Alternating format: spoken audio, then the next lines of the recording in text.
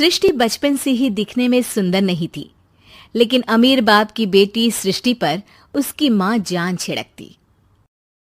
मेरी बेटी कितनी प्यारी है, भगवान सबको सृष्टि जैसी बेटी दे। सृष्टि धीरे धीरे बड़ी होती है। एक दिन सृष्टि की सहेली कहती है, तू दिखने में कितनी अजीब सी है, लेकिन मैं जानती हूँ हम सब में सबसे अच्छी शादी तो तेरी ही होगी। तेरे पापा अमीर जो है। और बता नहीं सकते यार, दहेज तो हर कोई देता है, ये क्या ज्यादा ले जाएगी अपने पति के लिए? अरे बड़े शहर में कोठी है इसके पापा की। अरे पापा की है ना, कौन सी इसकी है? इसकी होती तब तो कोई भी लड़का इससे शादी कर लेता। अरे पापा की मतलब पापा की है तो मेरी ही है ना? किसने कहा? अब तेरी तो तब होगी ना जब तेरा भाई ना हो। वैसे भी शादी के बाद सारी प्रॉपर्टी भाई के नाम होती है। सृष्टि समझ जाती है कि उसे किसी भी हालत में माँ बाप की सारी प्रॉपर्टी को अपने नाम करना है, लेकिन कैसे? एक दिन सृष्टि का भाई शीनू कहता है, बहन क्या कर रही है? तुझसे एक बात करनी है। अरे हाँ हाँ करना, मैं तो तेरी बहन हूँ। बहन मेरी लाइफ में ना एक लड़की है, बहुत अच्छी है। मैं सोच रहा हूँ माँ और पापा से बात करूँ शादी के लिए। सृष्टि को समझ में आ जाता है कि भाई की शादी होते ही भाभी उसे एक दिन भी घर में बर्दाश्त नहीं करेगी। क्या बात है भाई, बताना कौन है वो? यार वो बहुत अच्छी लड़की है, पढ़ी लिखी है, मेरे साथ जॉब भी करती है। बस एक प्रॉब्लम है। हाँ प्रॉब्लम? क्या प्रॉब्लम है भाई? यार वो शादीशुदा है, लेकिन उसके पति ने उसे सिर्फ इसलिए छोड़ दिया क्योंकि उसके माँ बाप दहेज नहीं दे पाए। सृष्टि ये सुनकर न जाने क्यों खुश हो जाती है। अरे भाई तो क्या हुआ, लड़की तुझे तो पसंद है ना? शीनू को लगता है कि बहन उसे समझ रही है। वो इस बात से अनजान होता है कि उसकी बहन की मंशा पूरा घर हड़पने की है। सृष्टि अपनी माँ से कहती है, मम्मी मुझे तो बहुत चिंता है, पता है शीनू क्या कर रहा है? अरे क्या कर रहा है, वो तो काम पर जाता है और वापस घर आता है। नहीं ना माँ, वो यही तो नहीं कर रहा, बाकी सब कर रहा है। आपको पता है उससे प्यार है, और वो भी एक शादीशुदा लड़की से। ये क्या हो गया, मैं सोसाइटी में क्या मुंह दिखाऊंगी? अरे तेरे पापा तो यही कहेंगे कि मैंने ही उसे बिगाड़ दिया है। माँ देखो, मेरी बात मानो, पापा पर भी विश्वास करने की जरूरत नहीं है। अब आप ही बताओ, पापा इतनी देर घर के बाहर रहते हैं क्यों, बोलो? अरे बेटा वो तो नौकरी करते हैं ना। तू बहुत भोली है माँ, पापा का ऑफिस तो 7 बजे खत्म हो जाता है, लेकिन देखो कितनी देर से आते हैं। अरे नहीं नहीं बेटा, ऐसी कोई बात नहीं है। सृष्टि माँ को एक औरत से बात करते पिता की फोटो दिखाती है। देखो माँ कैसे हैं पापा, मैं ना कहती थी कि पापा सही नहीं है। मैं तेरे पापा से बात करूंगी, दे फोटो मुझे। ओ माँ वो तो डिलीट हो गई।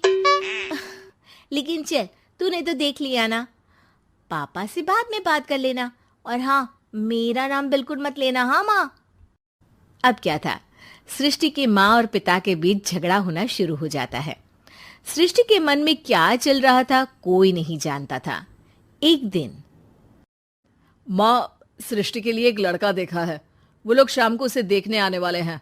और हाँ माँ, एक खुशखबरी, मैं और पापा मिलकर एक नया बिजनेस ट्राई कर रहे हैं। शाम को लड़का आता है, सांवले रंग का। सृष्टि को तो बिल्कुल भी पसंद नहीं आता। लड़की की माँ कहती है, लड़की का चेहरा तो कोई खास नहीं, लेकिन अगर मेरे बेटे को आप लोग सेटल कर दें तो मैं उसकी शादी आपकी बेटी से करवा दूं। सृष्टि को लड़का बिल्कुल पसंद नहीं था। उसे भाई पर गुस्सा आ जाता है। लड़के वालों के जाने के बाद कहती है, माँ देखा शीनू मेरे लिए कैसा लड़का लेकर आया, न दिखाने लायक न सुनने लायक, सेटल भी नहीं, वो भी हम करे। अरे माँ, मैं जानती हूँ ये मेरी शादी किसी भी घर में क्यों करवाना चाहता है। अरे कैसी बात कर रही है बहन? तूने तो देखा ना, लड़के को मैंने ही मना कर दिया तुझसे शादी के लिए। जिसने लड़का बताया था उसने उसकी बहुत तारीफ की थी। बात आई गई हो जाती है, लेकिन सृष्टि का मन शांत नहीं होता। क्या करूं, कुछ समझ में नहीं आ रहा। मेरी शादी हो गई तो ये लोग पूरी प्रॉपर्टी शीनू के नाम कर देंगे, मेरे हाथ तो कुछ लगेगा ही नहीं। तभी सृष्टि को आइडिया आता है। वो किसी वकील को फोन करती है। जी देखिए, अगर आपके मम्मी पापा का तलाक हो जाता है तो आपके पिता की आधी प्रॉपर्टी आपकी माँ के नाम हो जाएगी, फिर उसे वो किसी को भी दे सकती है। सृष्टि अब माँ को बेटे के खिलाफ भरती है।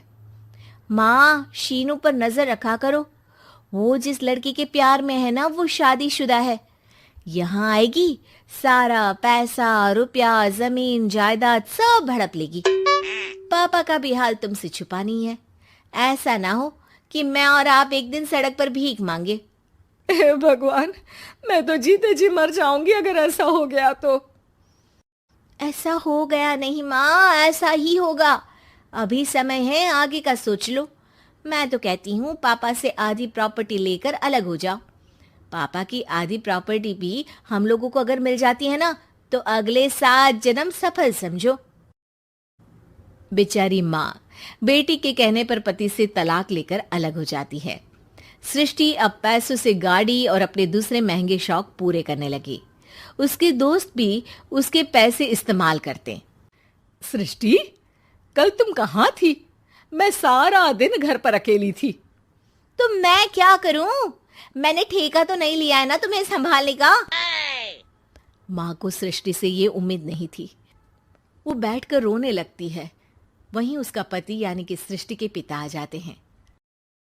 मैं जानता था कि तुम्हारा यही हाल होगा, तो आपने मुझे रोका क्यों नहीं? मैं रोकता तो तुम रुकती क्या? सृष्टि के कहने पर तुमने मुझ पर, अपने बेटे पर शक किया, लेकिन तुम ये भूल गई कि कैसे हम दोनों ने मिलकर जीवन में इतना सब खड़ा किया। माँ पति के गले लग जाती है। मुझे माफ कर दीजिए, मैंने आपकी कमाई का एक बड़ा हिस्सा गवा दिया। कोई बात नहीं, तुम साथ हो तो मैं ऐसी 7 प्रॉपर्टी खड़ी कर दूंगा। तभी वहां सृष्टि आ जाती है रोते हुए। माँ, मयंक ने मुझे छोड़ दिया। वो बोल रहा था जब तक मेरे पास पैसे थे तब तक ही वो मेरे साथ था। पापा, माँ, मुझे माफ कर दीजिए।